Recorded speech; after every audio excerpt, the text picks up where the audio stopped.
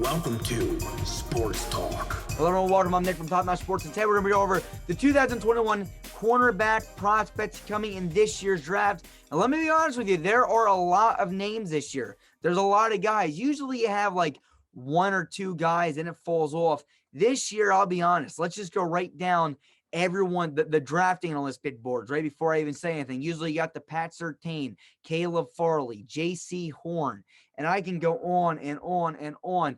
And I'll be honest with you, my order is not exactly the same, so let's hop right into it. If you guys do not know already, I did every other position besides safety. This is cornerback. Go back and watch those. We'll be having mock drafts coming soon, very soon. I mean, the draft's in 2 days. So we got Mike, who did his mock draft on our Instagram page. Go be sure to check that out in the link in the description. You can go check that out, click the link, go to our Instagram page. You can see Mike's first mock draft. And not only that, we'll be dropping our mock drafts on the YouTube channel as well. I want to personally do, at least for myself, speaking for myself here, I want to do what I think is going to happen and what I would personally do if I was a GM of all 32 NFL teams. So that's my goal. And then last but not least, we're going to be doing the live draft show come draft night. We'll start pretty dang early is my goal. And to talk to you guys, let you know what we think is going to happen, yada, yada. We can talk with you guys. And then we'll have the actual draft itself, where we will actually be getting we got some sources actually give us the picks before they're even announced. So we'll have our own commissioner maybe come up to the thing, take the call, come up to the stand and announce the pick before it even happens on TV. So if you're going to miss a draft or you want to have a little bit of insight, we do a pretty good job with that. But let's hop right into my 2021 cornerback prospects. All right, here we go. The 2021 cornerback prospects. Again, like I told you guys, I think this draft class is really large. And again, I've been doing these drafts now for a while. So I can tell you, last year I had about 2 cornerbacks I kind of liked. A lot of them fell off. I had a lot of sleepers. This year, same thing. And again, some of these guys that I say are sleepers, I have on my number, like my top of the draft boards. But again, the media and the actual teams might not draft them early. But I feel like these guys, some of these guys will be huge steals. So let's hop right into it. Here's my track record with the cornerback position. And I'm going to be honest with you. Again, a little iffy in some areas, okay? But honestly, to be honest, I don't think I did a bad job again. I really don't. If I did a bad job, I'll let you know I did a bad job. But we're going to take a look first at 2019. 2019, my number one guy was Greedy Williams, and his speed and his athleticism. I was just a big fan of Greedy Williams. He was my number one guy. As we all know, he was not the number one guy taken off the board. Then it was Deandre Baker, and we all know his situation. And again, I think he was decently talented, a little slow, but decently talented. And he didn't really pan out for the Giants with the whole criminal charge. And now last I remember, he went to a different team right now. I can't think off the top of my head. If you guys can let me know in the comment section below. Oh, shoot. He went somewhere. I can't think off the top of my head right now. But he actually didn't have too bad of a season. Then you got Trayvon Mullen, who actually went to the Raiders. He was my number 3 ranked cornerback that year. Again, I honestly don't mind him at all, to be honest with you guys. I think that he's honestly pretty good compared to a few of these other guys. Next guy was Chauncey Gardner-Johnson. Now, he's been playing, not only was he playing cornerback, but he's also playing safety now again for the New Orleans Saints. He can play a little bit of both. He was my 4th ranked guy. I should probably have him ranked higher. I did not. I'll tell you I was wrong with that. And I remember Baker plays for the Chiefs. He went to the Chiefs. I'm sorry. But anyway, and then he actually got hurt with an ACL injury, I'm pretty sure. And then we got Byron Murphy, who I had at 5, and Rock Ya-Sin at 6. Overall, I would give myself probably, to be honest with you, probably a B+ or a B. I don't know what you guys give me. You guys let me know. Greedy Williams, I feel like Chauncey Gardner-Johnson is probably the best guy in this draft. Besides that, though, I was wrong with him. So was everyone else. The next guy I would probably say was Greedy Williams or Trayvon Mullen, and then one of these guys. But a lot of people had Byron Murphy and Rock Ya-Sin as the top cornerbacks coming out of this year. I disagree. Then you go to 2020. Again, I don't think I did a horrendous job, even though Trevon did shock me. He really did, but we'll see if he can keep it up. I had A.J. Terrell ranked as my number 1, Akuda 2, Fulton 3, Henderson 4, Hall 5, Gladney 6, and Trayvon did 7. So however you guys want to take this. If you want to say I'm terrible at scouting corners, you're more than welcome. If you think I did a pretty decent job, well, then thank you. All right, and we're going to do this year's draft just like I do every year's. Again, I still got high hopes for A.J. Terrell. He plays for the Falcons. Falcons aren't that good. So he didn't look great. Okudah was my second guy. I was a big fan of Bryce Hall. Went to the Jets. I had first round, second round talent written all over him. I'm pretty sure they got him in the 5th round, which is really good. And then Trayvon Diggs, I wasn't a huge fan of, but I have him ranked at 7, and he turned out to be just okay so far for Dallas. So let's hop right in now to my grade scale. Here's my grading scale. And one thing I got to be honest with you guys, I actually subtracted one thing from last year that I graded last year that I didn't grade this year. So I had to adjust last year's to this year to show you my rankings at the end of the video. So that might have you confused. Just wait until the end. I'll clear that up for sure. Here we go. This is what I scale. I looked at their in-game speed, their man coverage, their zone coverage, their press coverage, their ball hawking ability. Do they deflect passes? Their tackling, their hip power, their flexibility, their cutting of the route. So again, can they cut off the receiver and get to the ball? And last but not least, their deep route coverage. Okay, that means over the top, someone's running fast, like a Tyreek Hill downfield. Can they keep up with the guy and deflect the pass? And again, this is a complete analysis after film study and pro day. So we're going to hop right into it. Again, as usual, I want to point this out right away that what you're going to see, this order that you're going to see is according to my grading scale. When I added all my grades up, that's the order you're going to originally see. At the end of the video, you'll see my personal analysis and where I personally rank these guys. So just stay tuned. The first guy that got graded the highest was J.C. Horn. And again, he got a 72% of the possible points being able to be earned. J.C. Horn, let me tell you something. When I turned on this guy's film, I loved what I saw. This kid seems very good. He is great at snatching balls out of the air, really good at cutting routes and running downfield on deep routes. Another mainly zone corner. So this guy's a mainly zone corner. I kept on saying that in my notes that a lot of these guys are zone corners. Not a lot of them are man-to-man coverage corners. Again, his strengths. He's a great ball hawk, okay? He can cut routes and pick off balls that way. He's great at defending deep routes. He's a good zone corner. He has good hit power, comes up and lays the boom. He's great at getting his hand on the ball and deflecting balls, and he has great flexibility. I mean, acrobatic plays, diving, getting a hand on the ball. That's what I want to see. So when I say ball hawk and flexible, I'm telling you, those two things go hand in hand with each other. I don't want someone that just gets 100,000 interceptions. I want to see a guy that's able to be flexible enough, has that agility to be able to get a hand, dive across the field and lay a hand on it and possibly pick off the ball. That's what you see these guys like Minkah Fitzpatrick do in the NFL. The ball's not thrown right to them. They go and attack the ball, and that's what J.C. Horn does. His weakness is press coverage. I'm going to be honest with you. I was really nitpicky on this. Everyone's in this draft. 9 out of 10 corners. Weakness is press coverage. A lot of guys don't play press in college. So you're going to see a lot of people have weak press coverage. I just put it here for Horn. So he had a weakness, but I'm going to be honest with you. Everyone has pretty dang weak press coverage. Here you go. Here's his breakdown. You're more than welcome to look at this. I'm not going to go over all these for everybody. It's a lot. But again, I'm going to point out a few of them. Speed's pretty dang good. Really good zone. Again, there you see the press, but good ball hawking, good deflecting, good hit power, good flexibility, good cutting routes, and good deep routes. Meaning, again, not good deep running routes, but good on covering deep routes. Here's the next guy, Patrick Surtain. And let me tell you something. I love this guy too. And again, my personal rankings will be at the end. Big, tall, and lengthy man-to-man cornerback.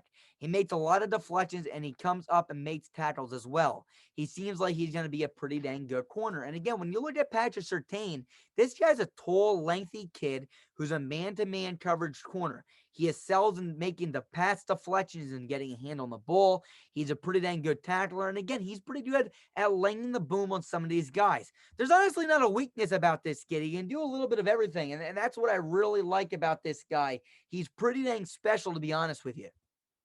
Here you go again. Same in-game speed, good man coverage, decent zone coverage, has a better press than most people, to be honest with you. He's an okay ball hawk, not great. Really good deflections, tackling, and hit power. Not the most flexible guy in the world. Good at cutting routes and good at covering the deep ball. The next kid's Kayla Farley. Let me tell you something. This guy might honestly be graded the highest back in the entire draft if there wasn't the injury concerns. And yes, I'm going to make that a clear point. I don't know how good a kid's going to come back from a back injury that really ended Tony Romo's career. Derek Carr got hurt by the same injury, and so did Carson Wentz from what I know.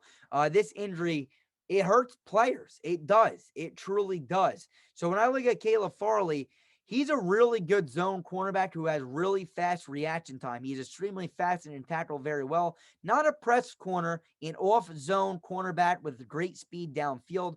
Not an amazing bull hawk, but can create pass breakups. His injured back is what really, really concerns me. This kid is super fast. He didn't run a 40, so I can't plug in some special numbers, but let me tell you something. When I turn on the film, this kid flies. He's a really good tackler. He has a great off-zone coverage. He's great with getting deflections, right? And he's good on that deep route. Again, that speed and his deep route coverage really go hand for hand. This guy's good at covering the deep ball and gets a lot of interceptions on go routes. When you look at his weaknesses, a lot of it is back injuries. I mean, this is the biggest one. I'm sorry. Out of all of them, this is the biggest one.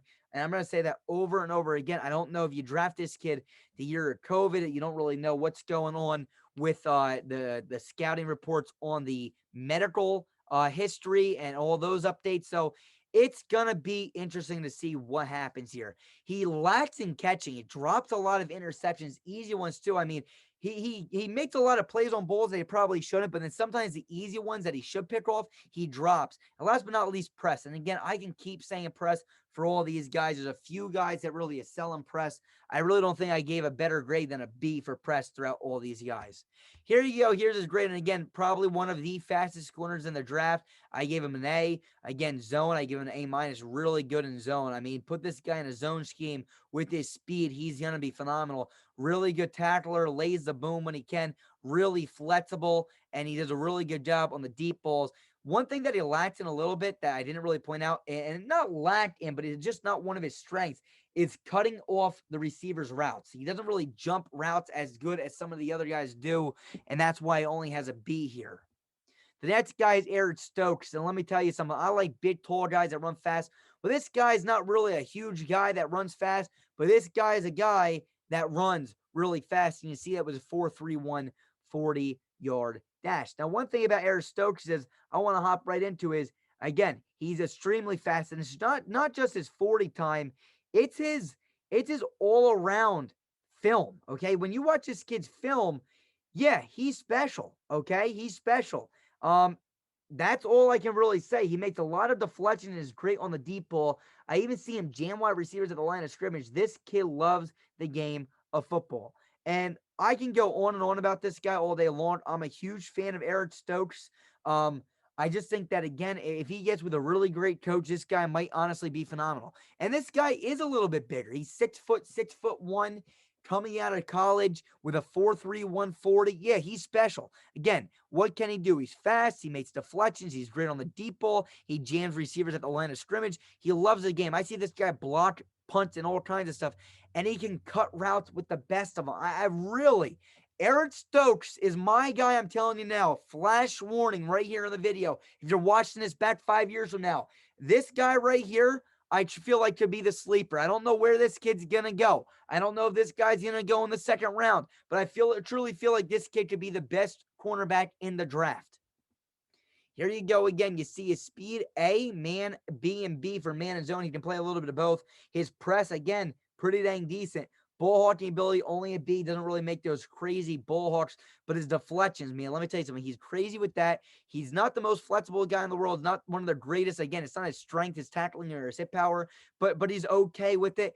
He can cut routes with the best of them. And again, his deep route coverage is absolutely phenomenal. I would love to see a team, especially a team that needs to cover Tyreek Hill twice a year, bring him in. I mean, anybody that, if you're a team that suffers from cornerback play because there's speedy receivers in your division, yeah, this might be the guy to go, and you might be able to get him in a late first, second round.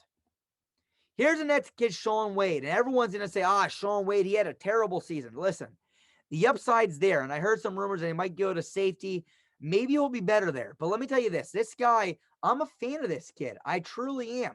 This kid is a physical zone cornerback. He can make amazing plays underneath on out routes and slants. Okay, so there you go. Underneath, he is phenomenal. Makes really nice deflections, but ultimately is a ball hawk. He does a great job cutting routes and getting his hands on the football. Not the greatest downfield. I question his speed on the deep ball. And again, that is something I question. His deep ball and his speed, those are his weaknesses. But besides that, if you keep him in a limited role, in a zone role underneath, maybe covering the flats or a little tiny underneath route, he will be okay with that. And that's something that this kid can handle. You just got to get him in the right scheme. Physical corner, zone corner. Again, don't be surprised if this kid goes to safety. Great underneath, makes amazing deflections. He's a ball hawk. He's great at cutting routes. Again, as long as if they're underneath. He's very flexible. He has great hit power and tackling. This guy is one of the most physical cornerbacks in the entire draft. And it's a shame to see that his stock fell so fast. This guy might be a late second, third round pick from the sounds of things. I would take him in the second round, and I would bid high on this kid. This kid is special. He had one down year, and everyone wants to throw him under the bus. I love this kid's upside. Here you go. Pretty dang good speed. I mean, it's not great speed, but it's okay speed. I'm going to be honest with you. You look at these other things. Great zone coverage, not bad man coverage, great ball hawking ability, great tackling and hit power. I would rank him amongst one of the best all-around physical corners in the draft. He has great flexibility. He cuts routes. The only issue really is with this kid is I wouldn't put him in a system where he needs to cover the deep route. If you get rid of the deep route and you make him only cover things underneath, this guy may be one of the best corners in this draft.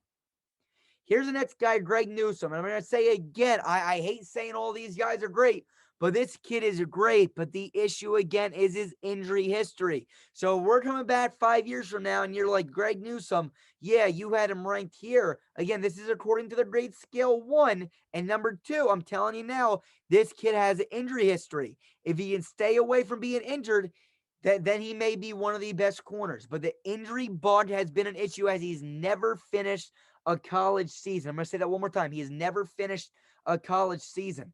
This kid is special. His ability to cut routes and work his way back to the football is amazing. He gets a hand on almost every pass. He's really fast with a great vertical, a ton of talent, but he has never finished a full season. Can he stay healthy is a question that remains to be answered. Again, what does this kid do good? He cuts routes. He's great at deflecting passes. His speed's pretty dang good with a 4.39. He has a pretty dang good vertical with a 40-inch vertical. He can play both man and zone coverage. You can't see a lot of these guys doing this draft. He hits really hard, and he has loads of talent. The issue is his injury history. And again, I can't listen. If you want to take a stab, you're more than welcome. But if you want me to say wave a red flag, well, you got to wave red flags on these guys that have the injury bug, especially a guy like Greg Newsome who's never finished the season. Now, the thing is this. If you got a chance to grab this guy in the second round, late second round, maybe even late third round for crying out loud, maybe you take a stab, okay? But I would not take this guy in the first round considering his injury history. The upside's there. If you want to gamble, roll the dice, go ahead, gamble. But I'm warning you now, if this kid doesn't stay healthy, there's going to be an issue. The talent's there. The injury history, though, is also a little concerning. Again, when you look at this stuff, he ranks really high. That's why he's so high on my grade scale. Good speed, good zone and man, one of the best coverage corners in the draft. Look, again, great deflecting, great hit power, comes up and lays the boom. Not the greatest tackling, right? He doesn't have the greatest tackling mechanics, but he lays the boom, and he's great at cutting routes. The issue is his durability. The next guy is Asante Samuel Jr. And look, this guy I would not say is necessarily his father. I know that's terrible to say, but it's just the truth. Good downfield cornerback, coverage cornerback. He gets a lot of his interceptions, but they are thrown right to him. That's the truth. You might look at his stats. They might be a little, little misleading. It's not really him making the plays. There's a lot thrown right to him. He has another zone cornerback. He has a mean streak that I really like to see. Tries to take down players however he can. This guy's good with the deep coverage. He has good catching, good zone coverage. He has a mean streak that I really like, and he's good at laying the boom a little bit. Doesn't really have too many weaknesses, but as we look here, again, you see a lot of B's, right? He has a few A's, which is really good. Again, his speed's pretty dang good, and his deep route running is pretty good. He has one B plus, and the rest is B minus, B, so he can play a little bit of man, a little bit of zone. I would recommend zone, like I said in my opening here with him. But you look at everything else, B, B, B, B, B. I mean, again, yeah, everything's a little bit above average, but that's not great. I want to see greatness out of some of these guys, and that's something that I really don't see from Asante Samuel Jr. Put him in a zone scheme, let him cover the deep ball, maybe cover 3 system. That's where this guy will succeed. Here's the next guy, Paulson Adibo. And let me tell you something about this kid. I know his stock fell for some reason. I really don't know all the history on that. I didn't really do a lot of research on that. But when I watched the film on him, I really liked what I saw. Look, this kid is a ball hawk. He makes plays on the ball all over the field. He's great at deflecting passes and picking the ball off using his flexibility. Again, just like I mentioned, he's a great ball hawk. He's really good at deflecting passes. He's very flexible. He's good at tackling, and he's really good at cutting routes and cutting receivers off and getting to the football. Here we go. When we look at this, the breakdown again, what do we see? Well, he's pretty decent at zone. Not one of the most great coverage corners. His coverage isn't necessarily what I would consider locked down, okay, like some of these other guys, but it's what he can do with a ball in the air. He's a great ball hawk, okay? He's pretty dang good at tackling, and his flexibility and his route running really makes him a ball hawk. He kind of reminds me of one of these guys. I'm just going to throw a name out there that this reminds me of, especially when you look at just this and ignore what I just said. If you were to just look at this breakdown, what does he remind you of? And he's not a man corner like this guy I'm going to mention, but he has great ball hawk. He's willing to take risks, and he's flexible, and he's good at cutting routes off. That means he's super aggressive to get the ball. And that reminds me of somebody like Marcus Peters. Besides, Marcus Peters is a man coverage corner. This guy's a zone coverage corner that's willing to take risks to pick off the ball. Here's the next guy, Israel Mukamu. And look, Mukamu, I don't know. You let me know if you know the correct pronunciation in the comment section below. Look, pronunciation. Wow, I was saying that wrong for a second. This kid is super long. There's so much talent to work with, but he needs to become a more polished cornerback. He can do everything he asks him to do, just got to polish him more. Maybe become one of the best in the league if paired up with good coaching. Again, look, he's not polished. Nothing is great again, okay? And you're going to see my personal analysis. I don't have him ranked amazingly well. Why? Because, yeah, look, the physicals are there. He's a big, tall, lengthy guy, okay? You look at him, tall, lengthy, long arms, okay? That's what he has. Tall, lengthy. He's long. The talent is present, but he's not polished. He may not be a day one starting cornerback. He's great at getting deflections, and he's really flexible to get a hand on the ball. But the issue is he's not really polished yet. Like I said, he's not really ready to step in right away, in my opinion. And his speed's not really absolutely top of the prospects here. He's on the lower end of speed. You look at it here, in-game speed, B+. Right? A lot of other guys are A- and A's. He gets a B+. You look, though, he can do a little bit of both between man and zone coverage. He's not terrible at press coverage. Again, he's really good deflecting passes. He's decent at tackling and hip power, and he has a really good flexibility. Again, all B's across the board, 1 B-. Honestly, though, again, like I've been telling you guys earlier, B- press is one of the best in the class. Look, this kid really, B's everywhere. This is a guy that's above average everywhere. With proper coaching, this kid could be really talented. Here's the next guy, Marco Wilson. I fell in love with this guy's pro day, and I'm sorry if you don't like that, but I did. Okay, I did. Does a great job knocking the ball out of the receiver's hands. Good tackling as well. Can battle with the tall guys and run with the fast ones. What else can you ask for from a guy like Marco Wilson? Like I said, I like guys that run fast, okay? That's just my bias. Run fast. And personally, I like tall players. Well, Marco Wilson fits at least one of the two, okay? And when this kid runs a 4.35 40 and he has a great vertical, yeah, I'm going to like this guy. That's just my bias. I'm sorry. And if you don't like, and again, this is my grade scale rating this high. This isn't even me. So wait until we get to the end of the video where I have him ranked pretty damn high. I'll give you a little flash alert. Yeah, he's going to be ranked decently high. Oh, look, he's really good at making deflections. He's really flexible.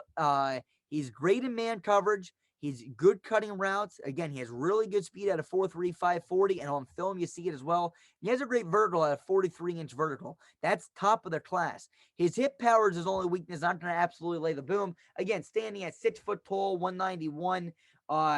with running a 4.35 with a 43-inch vertical. Yeah, I'm a fan of this kid, Marco Wilson, and he has a lot of upside. Here's his stuff. And again, you see the only downfall I really have is his hit power. Everything else, I mean, B-man, B-minus zone. So he's not one of the greatest zone guys I've seen, but he's really good in man and zone. He'll do a little bit of both, in my opinion.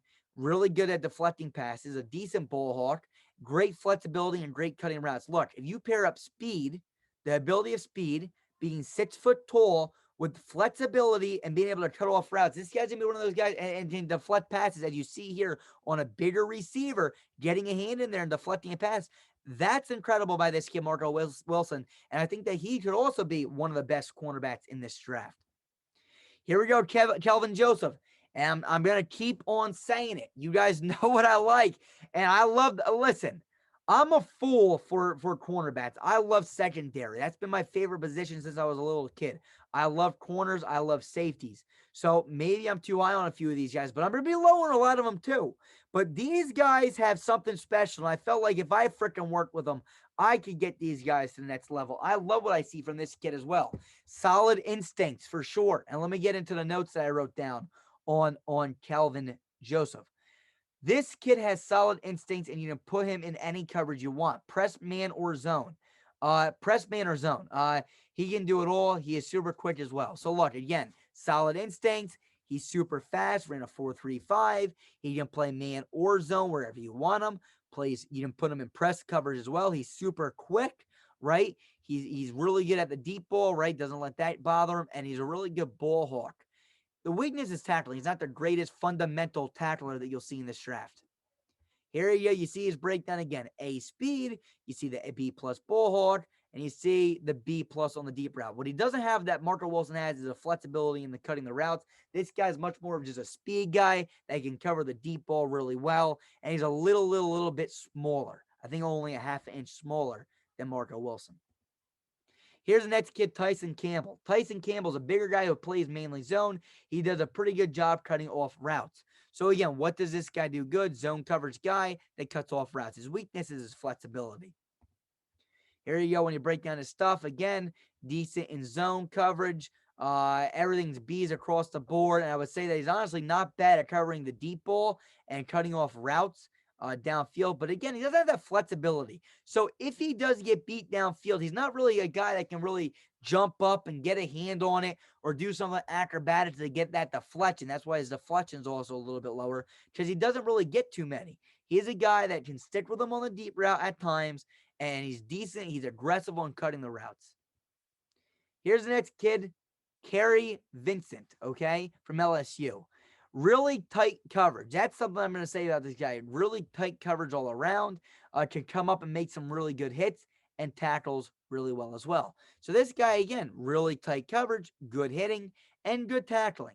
Doesn't really have too many weaknesses. I wouldn't consider anything really a weakness with this guy. He just doesn't have too many strengths either. When you look at him here, again, almost B's across the board.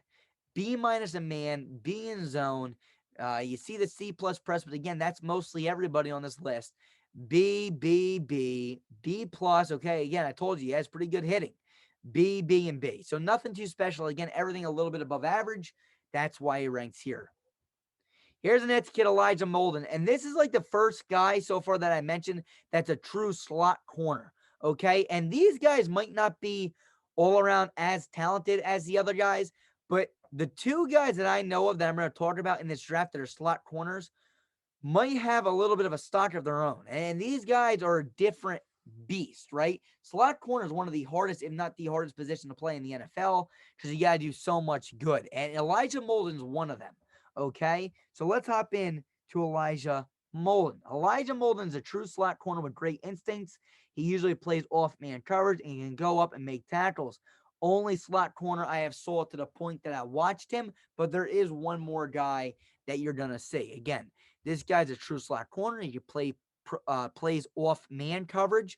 Okay, he's a great tackler, which you got to be if you're going to be a slot corner, and he has pretty good hit power too. His weaknesses are he's not the fastest guy in the world. He didn't run a 40 if I'm not mistaken. I could be wrong. I got to go back and look at my notes, but I'm pretty sure he didn't run a 40. Correct me if I'm wrong. Maybe I'll put a comment in the comment section below if you guys are asking me for it. I'll let you know if he did or not. I do have that in my notes. I just didn't write it down during this PowerPoint. But I do know that one of his weaknesses is speed. I clearly wrote it down here.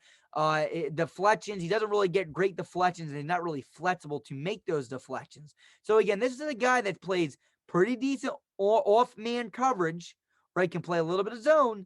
That's going to come up and lay a hit. But he's not going to really get a hand on the ball or make those acrobatic plays that you'd like to see from some slot corners.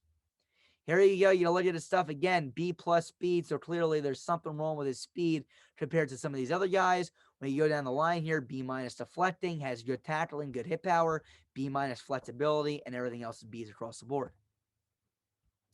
Wow, look at this. Here's the next guy, and I wonder who this is. Oh, that's right. This is the other kid. The other kid, that's what? Oh, the other slot corner. Yeah, Aaron Robinson. This guy's another true slot cornerback who has great reaction speed, can play both man and zone, really good at coming up and making tackles. Not the most flexible guy, but he can still make plays on the football. Look, let me tell you something again.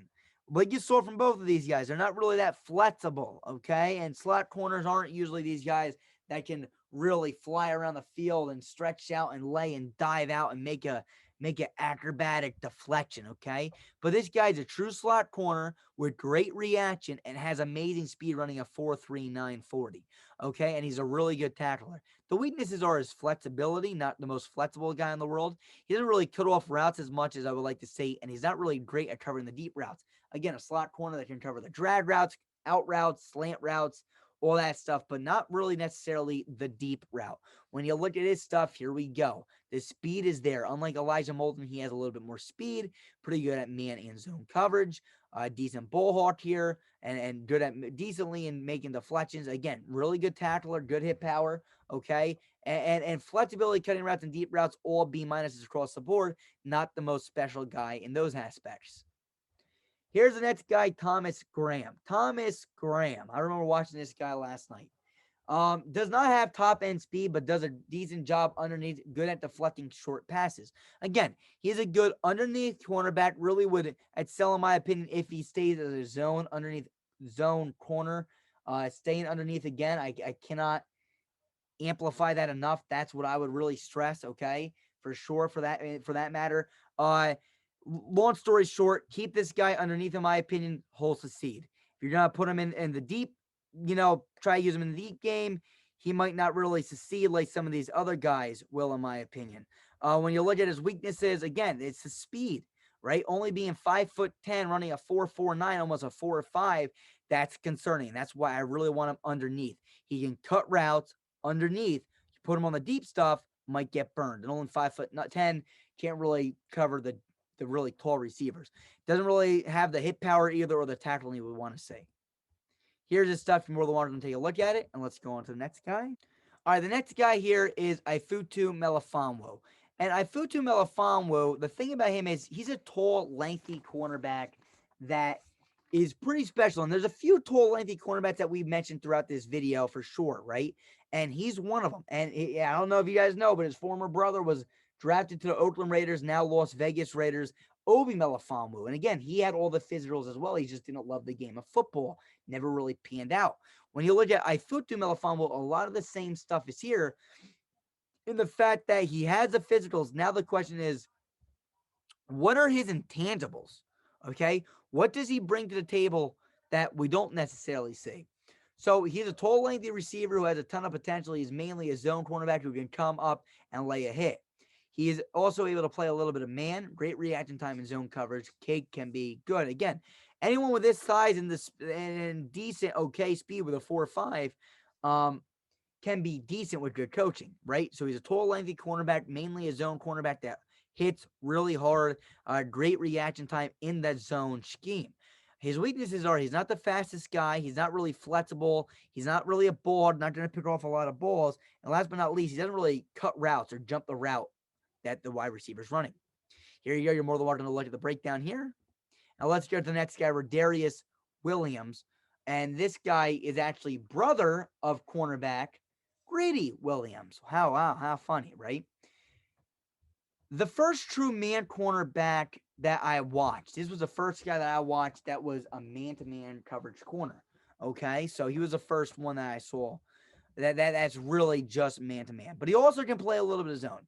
He's a brother of Greedy Williams, but he is much slower. One of the slowest cornerbacks in this draft, and he's decent in coverage. So again, he's decent in man and zone coverage. He's actually not bad in press coverage. That's one thing I got to give this kid credit for.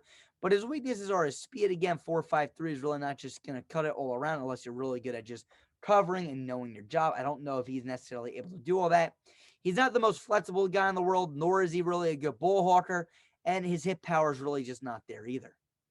When you look at him here, you can see all this stuff. You're able to work on a look at it. And here's the next guy, Cameron Bynum. This kid, what can I say? Not bad when the ball is in the air because he can break a lot of passes up. The main issue is his speed. He lacks the quick speed, which is really going to hurt him. A good tackler, though. So, again, this guy's a good tackler that can make some deflections from behind. The issue is that this guy runs a 4.58. 4.58 in the NFL, again, you're getting really slow, and I don't know if they can handle, especially some of the receivers just coming out of this draft. 4.58, I mean, that's really slow. And you can be a good cornerback and not be the fastest guy in the world, but you got to have some decent speed behind you. And 4.58's really not going to cut it, in my opinion. He's always behind the receiver, trying to make deflections from behind, which he can do. I've seen him make a lot of deflections from behind the receiver. He's not really flexible either, so he's not really able to make those acrobatic plays, and his hit power is definitely questionable. Again, you're more than welcome to look at this, hit pause, and do whatever you want. And last but not least, DJ Daniel. Gets a few deflections, but finds himself behind the receiver most of the time. He is not amazing in coverage either. This guy's the slowest cornerback in the draft that ran a 40 at least, and that I saw on film that I would consider the slowest. He ran a 4.62 40-yard dash. He gets some deflections, but he's almost always behind the corner, the wide receiver. He lacks flexibility, lacks ball hawking, lacks hit power, and he lacks in great formed tackling. Here's the stuff you're more than welcome to take a look at it. All right, here we go. The 2021 draft compared to 2020 rankings via grades using this year's scale. Again, I changed this year from last year's scale. So what I had to do was I had to completely change. I had to take what I looked at last year and diminish it and just take last year and focus on what I did this year. And this is what I found out. Now, this is according to the grade scale. This is not my personal analysis.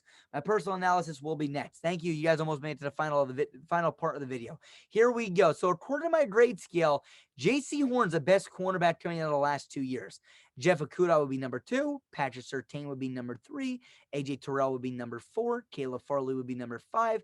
Eric Stokes would be number 6. Christian Fulton would be number 7. C.J. Henderson would be number 8. Shaun Wade would be number 9. And Bryce Hall would be number 10.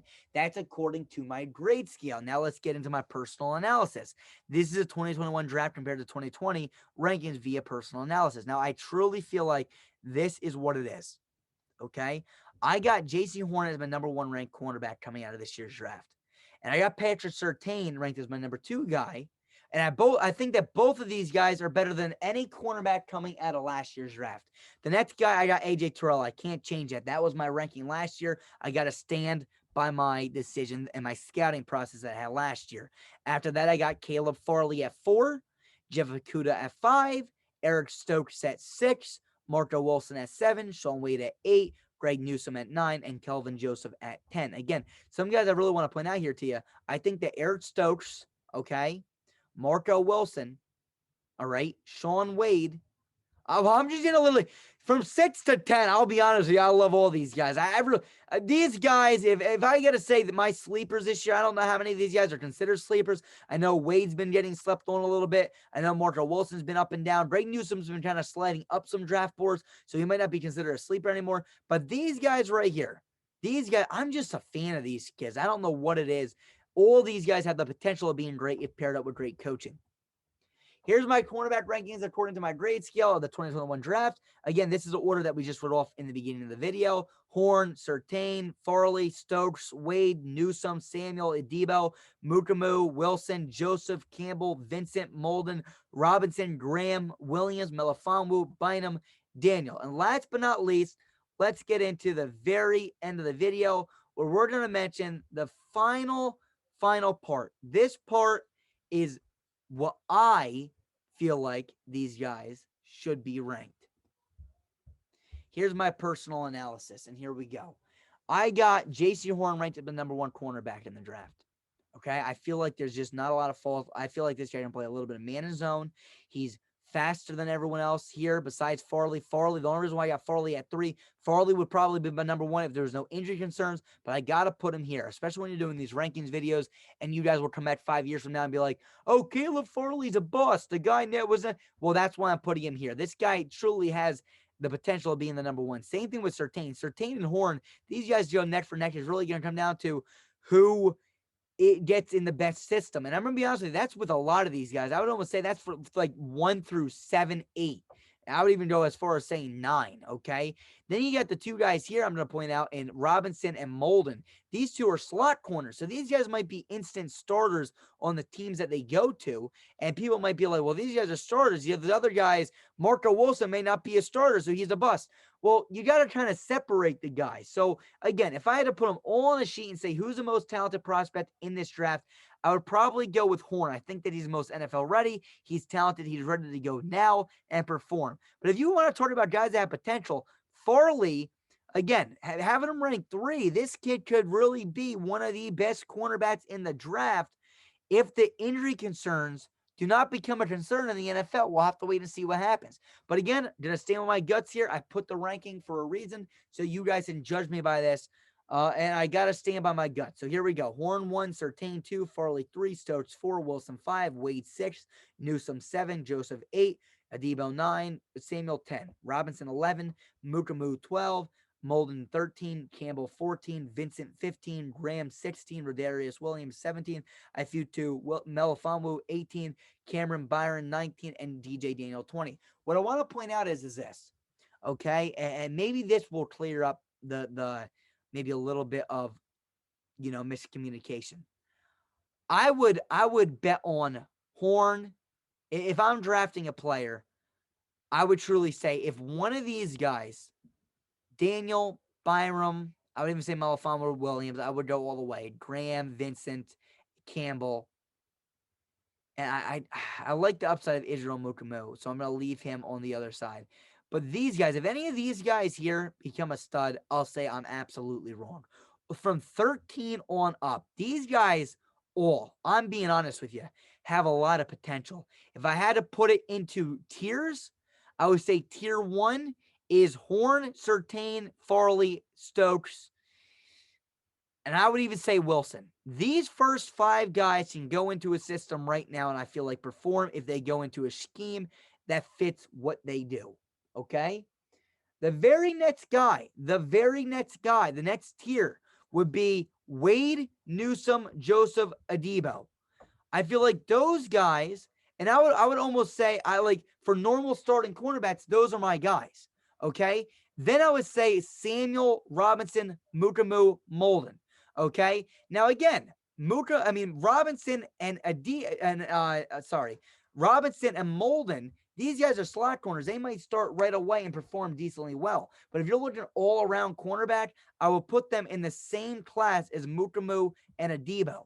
And Adibo's falling down boards. I think this kid could be special. And then after that, after Elijah Molden, I feel like 14 through 20. If any of those guys turn out to be studs, I am truly wrong. And I'm sorry that I scouted these guys wrong. I truly don't feel like that's going to happen. So now let me hop on. I'm going to talk to you guys a little bit in person. Let's go to that now.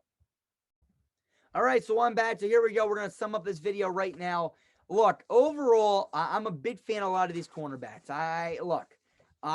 The whole Horn, Surtain, and Farley thing, that was tough. That was one of the toughest debates I had to do yet. The closest 3 I've seen, and I would put Stokes up there. Again, I like Newsome. I like Wilson. Again, if you can get any of those cornerbacks in the second round, I'm absolutely for it. I feel like cornerback this year is one of the most depth positions in the entire draft. Edge rushers, no. Linebackers, no. Defensive tackles, no. Offensive tackle, yeah, in the first, you're going to have really good ones probably go for the first 2 rounds. But cornerback, you can get a good cornerback probably in the second, third round to fit your scheme's need. As long as you draft a guy that fits your scheme and your system, you're going to be fine. So if you have any questions about any of you guys, let me know. Again, be sure to stay tuned for a live draft show. I'll be covering all the picks and if I like it or not, and then we'll be doing draft grades after and everything and all that stuff. So I can't wait to talk to you guys soon. Peace. We got one more to do tomorrow, and that's safeties. I get my mock drafts probably the day of the draft out that morning, that afternoon. And then last but not least is the draft, and we're going to do a live draft. So hopefully we'll see you guys soon. Peace. We are built better.